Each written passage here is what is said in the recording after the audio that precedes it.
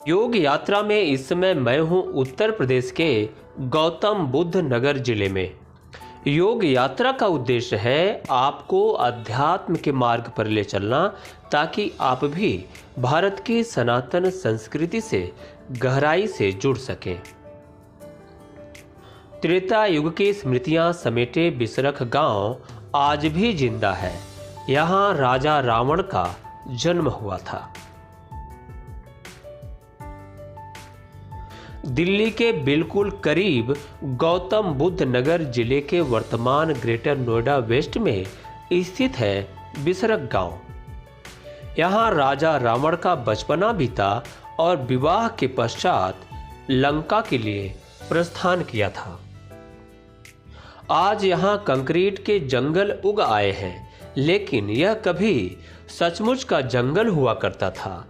रावण के पिता विश्वश्रवा के नाम पर ही इस गांव का नाम पड़ा है, पर समय के साथ अपभ्रंश होकर बिसरख हो गया। विश्वश्रवा ऋषि पुलत्स्य के पुत्र थे।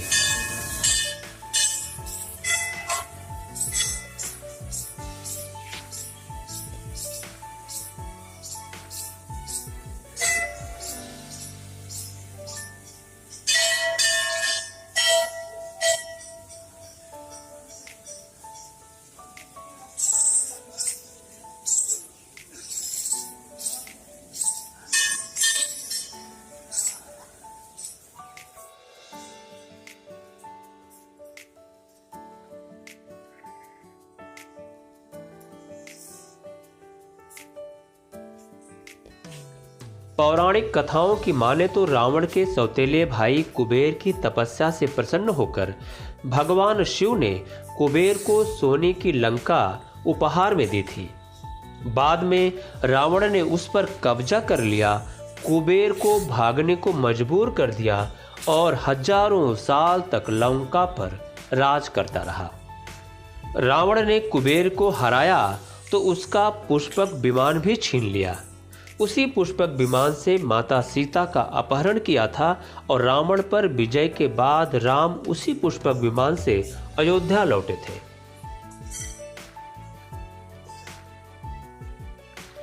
रावण भले शिव भक्त था, पर उसका आचरण ठीक नहीं था। तप, त्याग, ज्ञान जैसे गुणों पर काम, क्रोध, लोभ, मोह, मद, मत्सर जैसे अवगुण उस पर अधिक प्रभाव डालने लगे थे।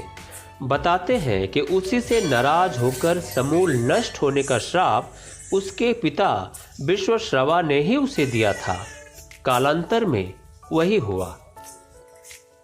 मंदिर के पुजारी बताते हैं कि रावण में भले कई अवगुण थे, परंतु राजा रावण द्वारा मांस खाने और मदिरा पीने का उल्लेख किसी भी ग्रंथ में नहीं मिलता। किसी पुराण में हमने आज तक ये नहीं देखा कि रावण ने मदिरा पी थी या उसने मांस खाया। कहीं बड़ा वो महान मांस खाने वाले महान है, इनको राक्षस कहा जाए।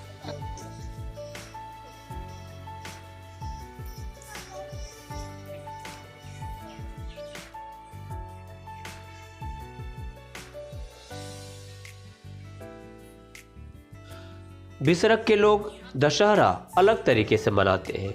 यहाँ न रामलीला होती है, न रावण का पुतला दहन किया जाता है। यह ऐसा गांव है जहाँ के लोग राजा रावण की पूजा करते हैं।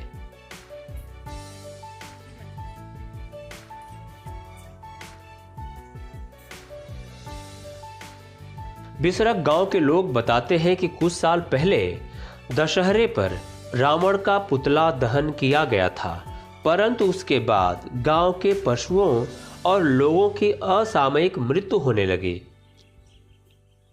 फिर किसी महात्मा के सुझाव पर रावण का पुतला दहन हमेशा के लिए बंद कर दिया गया।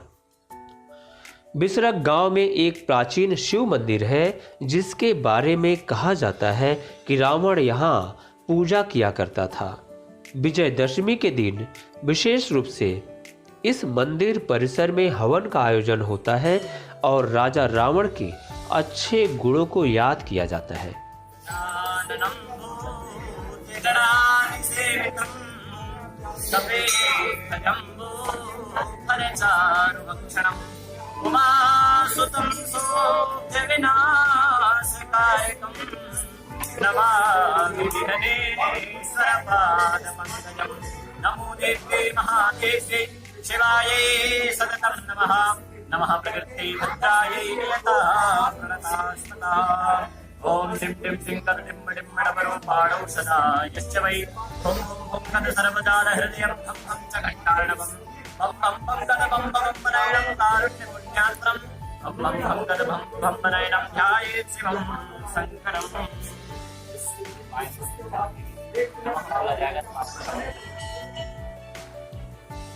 इस प्राचीन शिव मंदिर की प्राचीनता उसे त्रेता युग तक ले जाती है।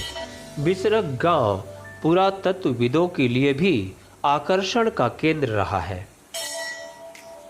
लाखों साल पुराने इस गांव में रावण से जुड़ा कोई अवशेष अब नहीं है। बाजारवाद ने जो भी थोड़ी बहुत कहानियां बची थी उसे भी लीलता जा रहा है। बड़ी बड़ी इमारतें, शॉपिंग मॉल, सड़कों के बीच बिसरक गांव कहीं खो सा गया है। एक पर्यटन स्थल के रूप में बिसरक को विकसित न करने की लापरवाही भी शासन प्रशासन की स्पष्ट दिखाई देती है। आशा करता हूँ ये वीडियो आपको पसंद आया होगा। अगले वीडियो में हम आपको किसी अन्य तीर्थ स्थल ले चलेंगे योग यात्रा में। तब तक के लिए धन्यवाद।